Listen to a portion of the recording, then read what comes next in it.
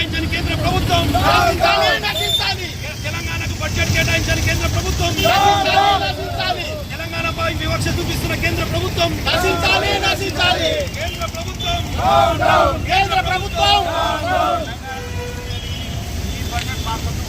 తెలంగాణకు నిధులు అని ఈ బడ్జెట్ తెలంగాణకు నిధులు అని ఈ బడ్జెట్ తెలంగాణకు నిధులు అని ఈ బడ్జెట్ బడ్జెట్ తిరిగి మళ్ళీ ప్రవేశపెట్టాలి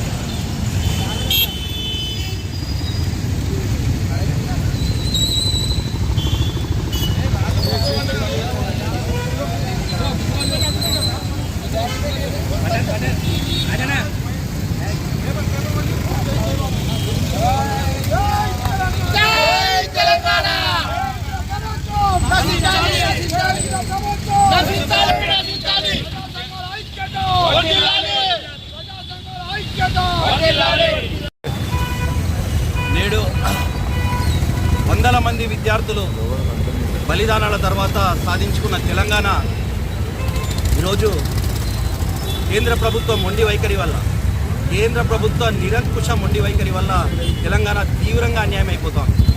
ఏదైతే ప్రభుత్వము నిన్న ప్రవేశపెట్టిన బడ్జెట్లో పూర్తిగా తెలంగాణని విస్మరించింది, పూర్తిగా తెలంగాణ పట్ల వివక్ష చూపిందని నిన్న బడ్జెట్ ప్రవేశపెట్టిన బడ్జెట్తో ఖచ్చితంగా మనం చూడాల్సిన అవసరం ఉంది.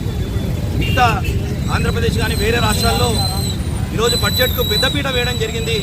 ఈరోజు 8 ఎంపీలు ఇచ్చిన తెలంగాణకు ఈరోజు మొండి చేయి చూపించడం జరిగింది. ఈరోజు తెలంగాణ ప్రజల ఆకాంక్షలను మొత్తం నిర్వీర్యం చేయడం జరిగింది. విభజన హామీలు ఏవైతున్నాయో బయ్యారం ఉక్కు ఫ్యాక్టరీ కానీ, కాజీపేట రైల్వే కర్మాగారం కానీ, తర్వాత ఐఎంఈఐ కానీ, నవోదయ పాఠశాలలు కానీ, పాలమూరు రంగారెడ్డి ఎత్తిపోతలు కానీ, ఇవంతా జాతీయ హోదా ఇస్తా అని చెప్పి ఏ ఒక్క ప్రాజెక్టు కూడా ఈరోజు అమలు చేయకుండా ఈరోజు బడ్జెట్లో మొండి చేయి చూపించడం జరిగింది.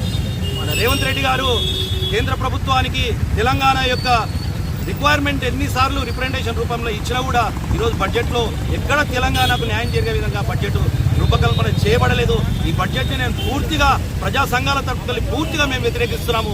ఈరోజు తెలంగాణలో పెద్ద ఎత్తున 8 ఎంపీ స్థానాలలో బీజేపీ ఎంపీ స్థానాల్లో ప్రజలు ఇచ్చినప్పటికీ ఈరోజు తెలంగాణ వైపు పూర్తిగా వివక్ష చూపించారు, తెలంగాణకు పూర్తిగా మొండి చేయి చూపించారు. తెలంగాణ మరి ఒకసారి అన్యాయం అయిపోయింది ఈరోజు బీజేపీ ప్రభుత్వంలో అని చెప్పి మేము ప్రజా సంఘాలను ఖచ్చితంగా చెప్పదలుచుకున్నాము. కావున బీజేపీ మొండి వైఖరి నశించాలి. ఈ 8 మంది ఎంపీలు స్పందించకపోతే తెలంగాణ రాష్ట్రంలో ఈ ఎంపీలను తిరగనీయము.